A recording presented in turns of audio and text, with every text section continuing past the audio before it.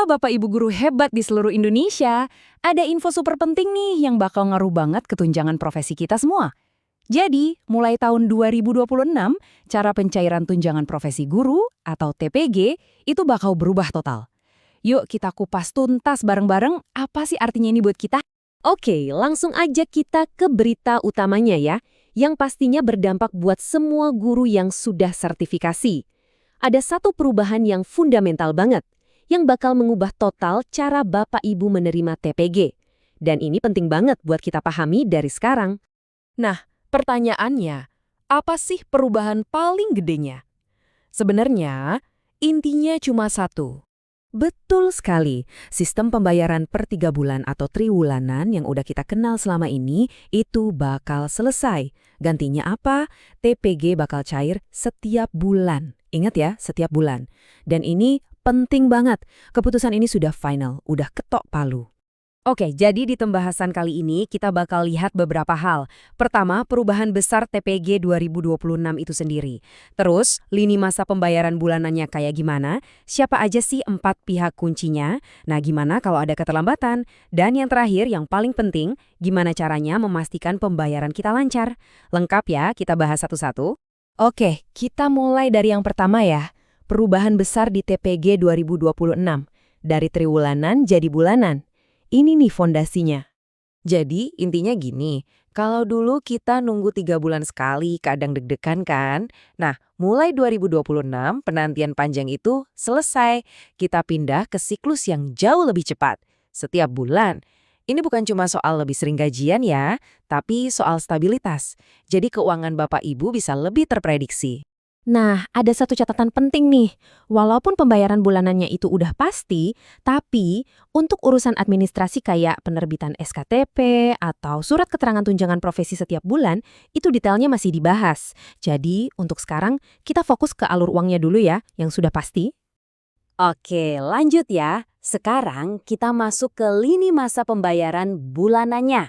Ini penting banget karena kalau kita paham tanggal-tanggal kuncinya, insya Allah tunjangan kita bisa cair tepat waktu. Tapi sebelum ke tanggalnya, kita samakan persepsi dulu soal satu hal ini. Dapodik. Anggap aja Dapodik ini kitab sucinya data kita sebagai guru. Semua data profesional kita asalnya dari sini. Nah, ini dia jadwal mainnya setiap bulan. Perhatikan baik-baik ya. Paling lambat tanggal 15, semua data kita di Dapodik itu harus sudah update. Kenapa? Karena nanti sampai tanggal 20, data yang ditarik per tanggal 15 itu akan divalidasi. Hasilnya, antara tanggal 26 sampai 31, dana diharapkan cair. Jadi, kalau Bapak Ibu baru update data setelah tanggal 15, ya siap-siap aja. Validasinya bakal masuk ke siklus bulan depannya. Jadi catat ya, tanggal 15 itu tanggal keramat. Terus, siapa aja sih yang ngurusin ini semua? Perjalanan tunjangan kita ini ternyata melibatkan 4 pihak kunci. Ini kerja tim, bukan kerja sendirian. Nah, ini alurnya. Pertama, dari Kementerian Pendidikan. Mereka yang verifikasi dan validasi data kita di Dapodik. Kalau udah oke, lanjut ke pemerintah daerah yang konfirmasi status aktif kita.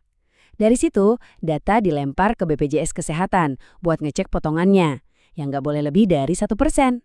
Nah, kalau semua udah beres, data finalnya dikirim ke Kementerian Keuangan. Merekalah yang terakhir mencairkan dananya. Jadi, prosesnya berjenjang dan semuanya harus sinkron. Oke, sekarang kita bahas soal gimana kalau. Ini pasti jadi pertanyaan banyak orang kan? Gimana kalau ada masalah? Misalnya, validasi data kita telat. Nah, ini dia ketakutan terbesarnya. Kalau data saya telat divalidasi, tunjangan bulan kemarin hangus dong. Bener nggak sih? Gitu. Yuk kita lihat. Jawabannya, dan ini kabar baik banget ya, hak Bapak atau Ibu untuk bulan sebelumnya itu tidak akan hilang. Jadi intinya hak kita itu aman, nggak bakal hangus. Kalaupun ada keterlambatan validasi, itu artinya pembayarannya cuma ditunda dan bakal digabung atau istilahnya dirapel di pencairan bulan berikutnya. Lega kan? Oke, bagian terakhir. Dan ini yang paling penting. Sekarang kita ngomongin soal apa yang bisa kita lakukan. Apa peran kita supaya proses ini lancar jaya? Simple aja, ada 3 hal yang wajib kita lakukan. Pertama, rajin-rajin pantau data kita di Dapodik. Kedua, pastikan perbarui semua info sebelum tanggal 15 tiap bulan. Jangan mepet-mepet.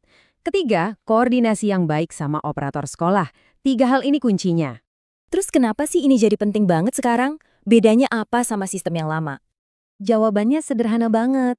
Di sistem baru ini, kendalinya itu lebih banyak di tangan kita. Kalau kita proaktif, data kita akurat, dan update-nya tepat waktu, ya itu udah jadi tiket emas buat pembayaran yang lancar tiap bulan. Simple kan? Nah, ini yang menarik buat jadi renungan kita bersama. Seiring kita pindah ke sistem bulanan yang lebih cepat ini, pertanyaannya jadi lebih besar. Gimana caranya perubahan ini bukan cuma mempercepat pembayaran, tapi juga bisa meningkatkan kualitas data pendidikan kita secara keseluruhan. Jadi, ini bukan cuma soal uang, tapi juga soal integritas sistem. Semoga penjelasan ini bermanfaat ya. Terima kasih.